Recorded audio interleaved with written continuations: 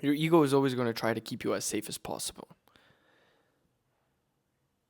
And the quality of your life and the goals and ambitions that you have for yourself are only going to be fulfilled if you can master your ego, if you can master having control over it and directing it the way that you want it to be directed, not having it direct the path that it has set for yourself. Because what is ego's job? Ego's job is to keep us in our comfort zone. But what happens in your comfort zone? You get fat, broke, lazy, unhappy, comfortable. And when you're comfortable, you're not growing. And when you're not growing, you're stagnant. And when you're stagnant, you don't grow and evolutionize into the version of yourself that God has planned for you to become. And the vision that you have in your mind of yourself, that you have for yourself, but are just too afraid of looking like a fool, too afraid of taking some sort of risk in order to achieve that. Welcome to Unscripted. I'm Matthew, and this is where we talk about everything from how to live a healthier and happier life. Let's get right into the video. So, you can really tell somebody's levels of testosterone based on their risks that they're willing to take. And this isn't going to be a biological, hormonal video talking about your testosterone levels, how to optimize them, and all that bullshit. No. This is going to be an extremely raw outline of why your ego is keeping you in the place that you're at, why you can't admit it, and how to actually change it to start taking action towards the direction and destination that you actually have envisioned in your mind but are too afraid to act. So let's start out with risk. Risk, all it is just you conquering some sort of fear inside of your mind. Whether it's, risking yourself, putting yourself out there, asking a girl for her number. Whether it's risking yourself and, becoming a little bit uncomfortable and, spending some more time at the gym or going to the gym in the first part. Most of people don't go to the gym because they're afraid of looking like a fool. When I started going to the gym, I was so scared of what people would think about me. And it was honestly just because I was super self-centered. I was like, oh, I'm the center of the universe. People are only thinking about me. They have nothing else to worry about but what I look like while working out. Newsflash. Nobody gives a shit about you. Nobody cares or is thinking about you. Sure, you might get embarrassed or, you might be doing something and somebody might glance at you for a second and be like, what is this idiot doing? But then they realize, oh, he's new. He's at least here and trying. But only until you expose yourself to that and allow yourself to experience that is when you will realize that it was just your ego holding you back the entire time. And this is why I love the gym. Because sure, it creates an ego inside of you, but it creates a healthy ego. And a healthy ego is one of the most important things that you can build and develop.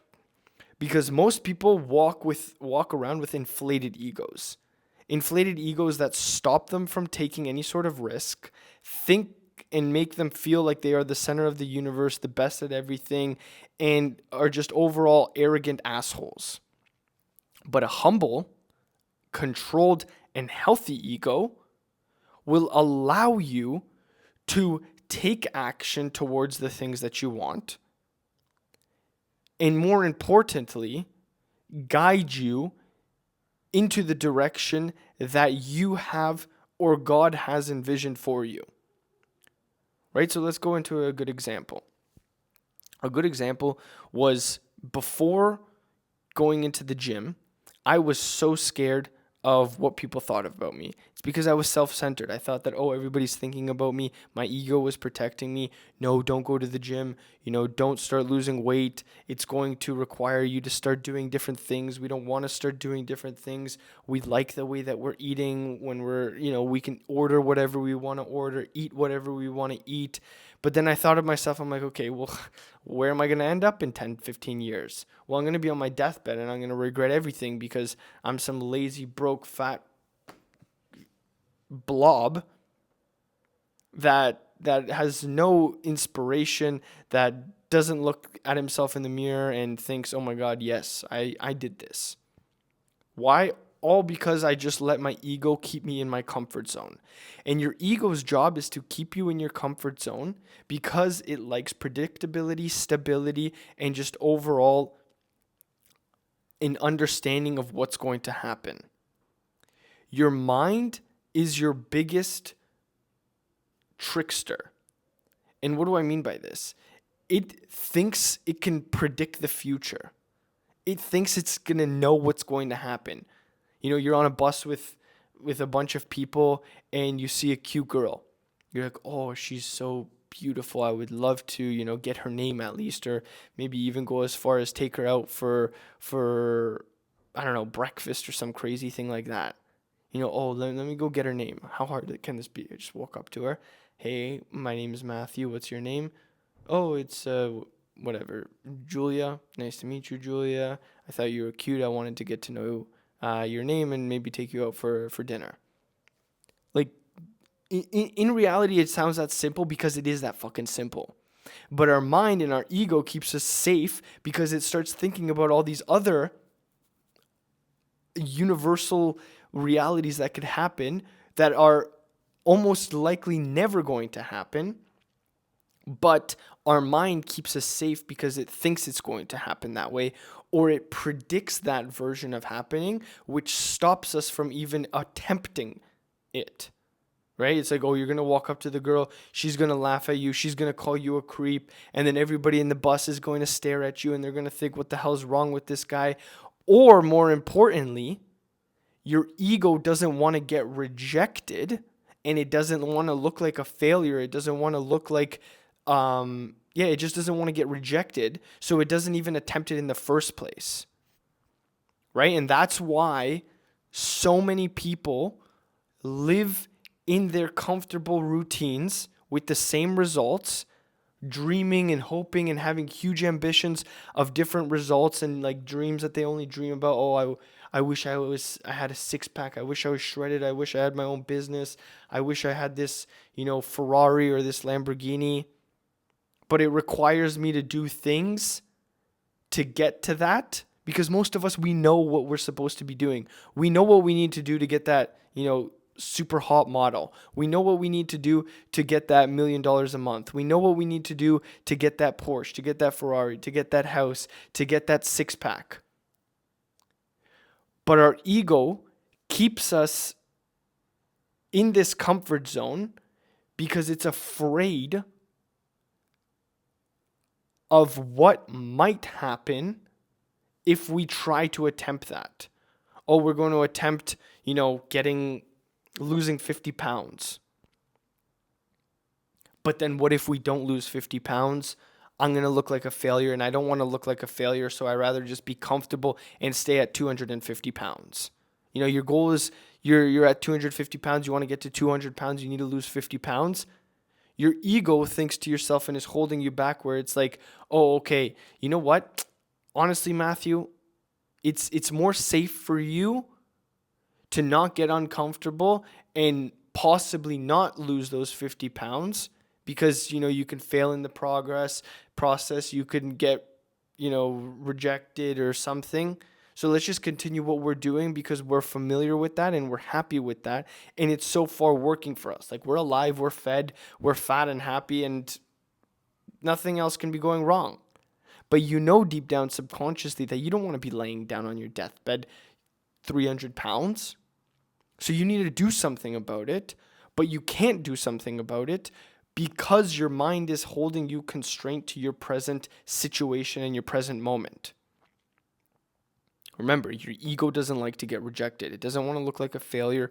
It doesn't want to, step outside of that comfort zone, because outside of that comfortable zone and outside of that, routine and predictability that you have, it doesn't know what could happen. And usually when you don't know what's going to happen, you don't end up taking that action, right? And that was the biggest reason why I didn't, apply to dental school for so long, because I was so scared. Oh, what if I get rejected? Oh, what if I, start studying and then I start failing classes and I start failing courses and stuff like that. And then I was just like, eventually, as my testosterone grew, as my confidence grew, as my self-esteem got higher, I was like, no, fuck that. I'm in charge of everything. I'm in charge of the actions that I take, and I am in charge of the end result that is going to come with the actions and the implementations that I take today. So what did I do instead? I started taking action towards the things that I wanted. And it's the same thing with my weight. I was stuck at 178 pounds, around 12% body fat for the longest time. And I was thinking to myself, okay, well, I'm not going to eat less food, because why? I'm basically on starvation now, eating 1,900 calories. So why can't I lose any more weight? Why am I stuck? I need to get to that next level. So then I did like a little bit of like a reflection and like an audit. It's like, oh, my ego is keeping me safe. That's what it is. It's telling me not to do more cardio because it's going to be hard. And maybe I won't be able to commit to that because, something's going to come up, or just overall, I don't want to put myself into that situation where I have to dedicate more time to doing more cardio to get to another level, because obviously I'm not going to starve myself and eat 1,500 calories. But before, I was doing 20 to 30 minutes of cardio 2 to 3 times a week, and I plateaued. And I plateaued because, number one, my body adjusted to the amount of cardio that I was doing. But also, number two, on the weekends, I like to be a little bit social. I have a little bit of drinks, eat some nice restaurant food. And I was like, okay, I don't really want to give that up. So I was like, okay, well, what can I sacrifice? I was like, okay, well, I can, give a little bit of alcohol up. Don't have, limit it to getting, ridiculous to, 1 or 2 drinks. Whatever. That's not that serious, because I know I can still manage myself and control myself in that situation where I don't get ridiculously retarded and start drinking and then just start eating everything in sight. So that was the sacrifice that I needed to make. I was like, okay, this is the risk I'm going to take. I'm going to dedicate, minimum at least 40 minutes a day. I'm going to try to go for an hour because I'm sick of being at this plateau. But I avoided that for so long because I was like, what if I can't commit to it? What if, I tell myself I'm going to do something, but then I don't end up doing it? But then I just realized it was my ego holding me back, where it's just like, oh, you're comfortable with your current routine. You're comfortable with your current situation where you don't need to, step outside and get uncomfortable and get even more uncomfortable. Because here's the thing. The most ambitious, the most successful, the people that got what they want out of life, the happiest people, the richest people, the most shredded people. Every time you get to another level, it requires some sort of sacrifice. Whether it's your time or whether it's some sort of action that you've been avoiding. And majority of the time, unless it's something you're thinking of some sort of philosophical thing that hasn't been thought of yet, you know what you need to do to get to that next level. I knew I needed to start doing more cardio. I knew I needed to just put everything aside and tell myself, whatever happens, happens. If I don't get accepted to dental school, I don't get accepted. Whatever. People are going to look at me. At least I tried. Right? But majority of the time, we don't even notice or understand that trying is not a bad thing. We're so scared of, we need the end result. We need to, prove to other people or prove to ourselves that we can do it.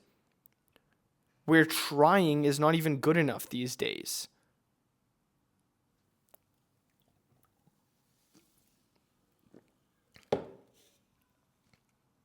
And it's why so many men are, single, unhappy, and don't even have the girl of their dreams. Because they won't even try to approach a girl. They won't even try to start a conversation with them. Because like I said, your ego doesn't like to look like a failure. Your ego doesn't like to get rejected. But that's what life is. Life is just constant rejection, constant failures, and just learning from them. How are you supposed to learn how to compliment a girl and pick up a girl if you don't even try to learn how to introduce yourself with a smile and not look like a creep? How are you supposed to learn how to build muscle if you're too scared to show up into the gym, pick up a couple dumbbells, look like a fool, but then get the hang of it eventually?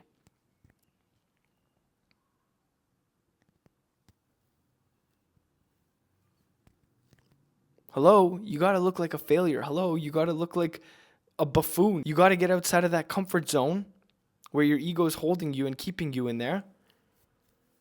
Look like a little bit of an idiot, just like I am sometimes on these YouTube videos. I don't care. I know that one day I'm going to have a huge channel, inspire a lot of people, and, make a real impact. But for the time being, I got to look like an idiot who gets, 10 to 50 views per video. But it doesn't bother me. Why? Because I know where I'm going. I know where I'm headed to. And more importantly, even if I do get 50 views, who cares? I got 50 people to listen to my message and inspired a couple of them to do or take some sort of action differently. That's good enough for me. So how do you do this? Like how I just spit a lot of bunch of different things. Start by taking small action. Start by getting uncomfortable just a little bit. I'm not telling you to go book a plane ticket and go hike Mount Everest and get outside of your comfort zone to that extreme.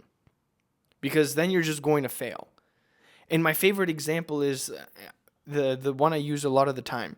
If your goal is to run 100 kilometers, you don't just put on your running shoes and run 100 kilometers. Run 1 kilometer. Then run 2, then run 5, then run 20, then run 30, then run 60, then run 80, then run 100. Start with little actions that you do not do on a regular day basis. Your goal is to lose 50 pounds. You're 250 pounds. You want to get to 200 pounds. Start by walking 10 minutes before bed. Then start by going to the gym once a week. And as you do these uncomfortable things and you realize, oh, I'm still okay, you're eventually going to get comfortable with those things. And then again, you're going to have to start doing a little bit more uncomfortable things. Oh, okay, now I got to walk 30 minutes a day. Okay, now I got to go to the gym twice a week. Oh, okay, now I got to say no to chips every single night. Now I got to say yes to more chicken and Whole Foods. And once you realize that you're still okay and you haven't died or you didn't get, made fun of, or you did get a little bit embarrassed, but you're still all right, then what's going to end up happening is you're going to build that tolerance for risk, and you're going to start taking much riskier things. Because the amount of risk that we can take will be directly correlated with the quality and happiness of our life. Because what is life? Life is just a series of experiences and a series of moments that usually flashes by and goes just that quick, right? I'm sure if you're 40 years old, you still remember when you were 21 years old and you're like, oh, the good old days. If you're 40 right now and you know how fast those 40 years went by, Imagine by the time you're 80, you're going to look back and be like, oh my God, I was 40 2 days ago. What the hell happened? So if life is just a series of experiences and series of events that we're here to experience through our emotions, what do we need to do? We need to allow ourselves to put ourselves in these emotional experiences to get the most and get the best out of life. Because who are the miserable people? The miserable people are the ones who are unhappy because they're either broke, single, fat, lazy, and just all these negative traits. But they're all these traits because they were afraid of taking a risk to experience a certain emotion. Right? You're fat because you were scared to commit to eating different foods because you were comfortable ordering pizza every single night rather than putting yourself in an uncomfortable situation and cooking your own home-cooked meal. Right? You got to be uncomfortable for it to eventually become a habit, which eventually becomes your identity, which then eventually becomes your personality.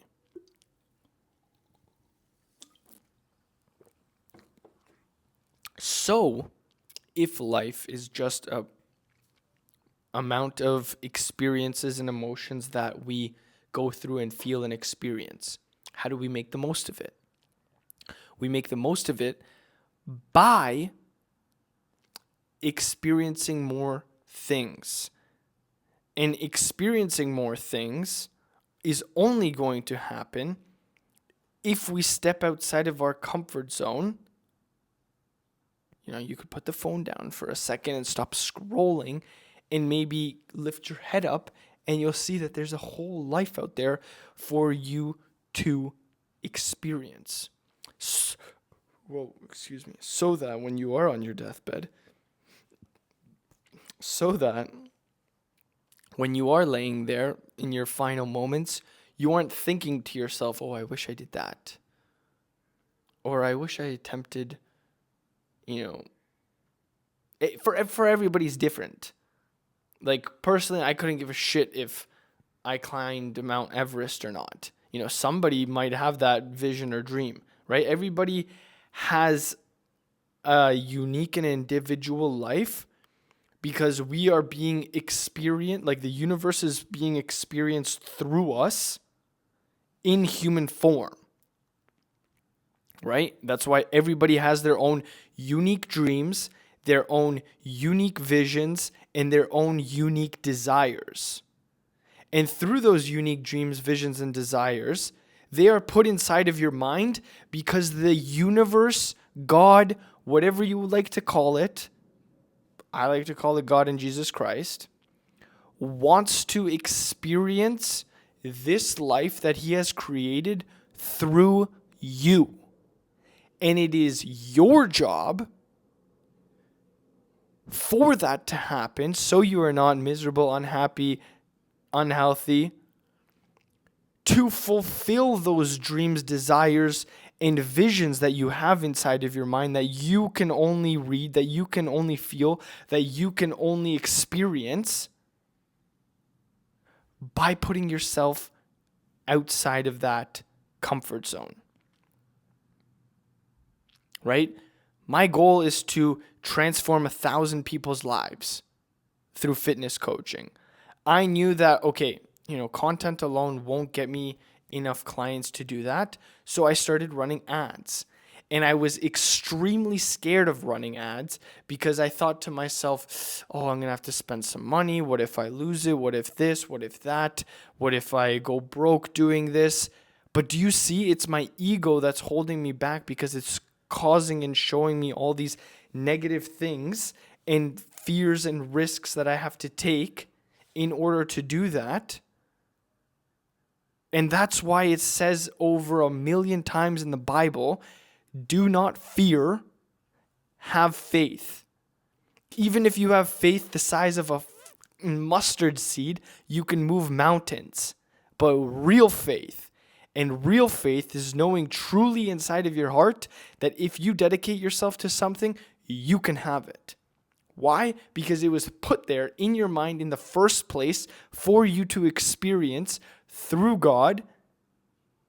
And that should be so liberating to think of. You have been put and you have been given a unique dream, a unique vision, and a unique goal that is only unique to you for you to experience because God wants to experience it through you.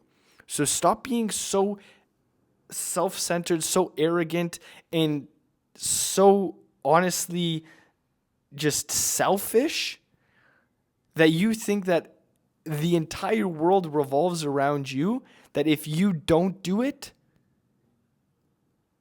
your life is going to shamble.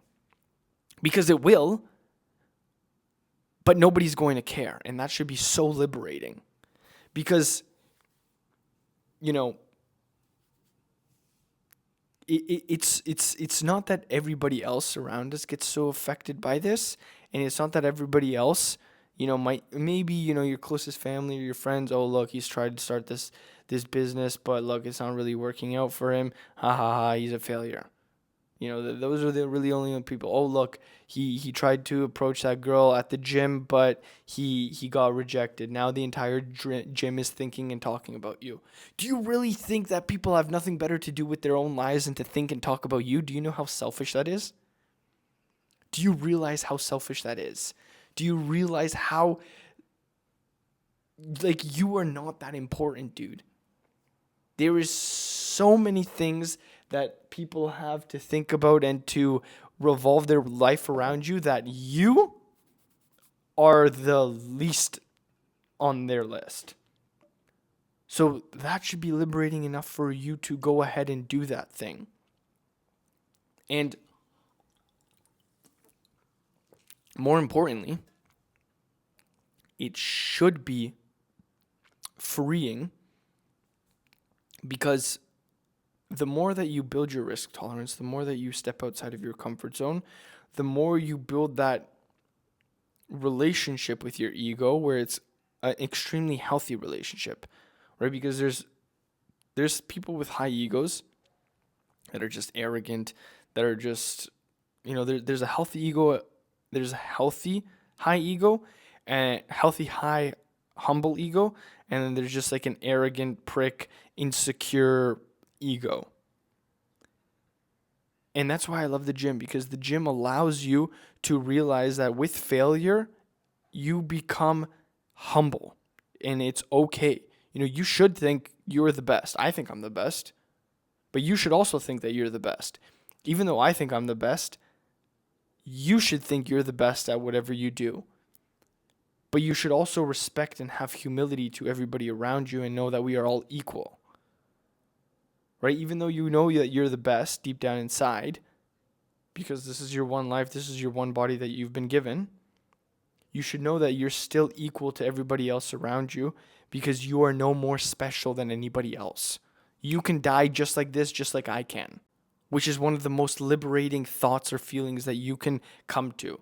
And the reason why I say I love the gym is because it humbles you so much, because it forces you outside of your comfort zone constantly. You want to get stronger. I was so scared of trying 225 because I was like, oh, what am I going to do? I'm going to fail. Everybody's going to look around me and laugh at me and think I'm weak. And yeah, I wasn't able to bench 225 at first, but everybody starts somewhere. Right? But I was dedicated and I wanted to get up there and I wanted to get to that level. So I started with 80 pounds. Then I got to 120 pounds, and I got to 150 pounds, and I tried 225 pounds. I failed it. I failed it. I failed it. I failed it. I didn't get it.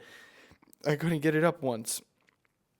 And now, 5 years later, I'm benching it for 10 to 15 reps. Why? Because I didn't give up. And because I realized, and after working out for so many years and going to the gym, I realized, okay, nobody cares. And, my ego did get hurt a little bit. Oh, I tried that, but I failed. But I'm still okay.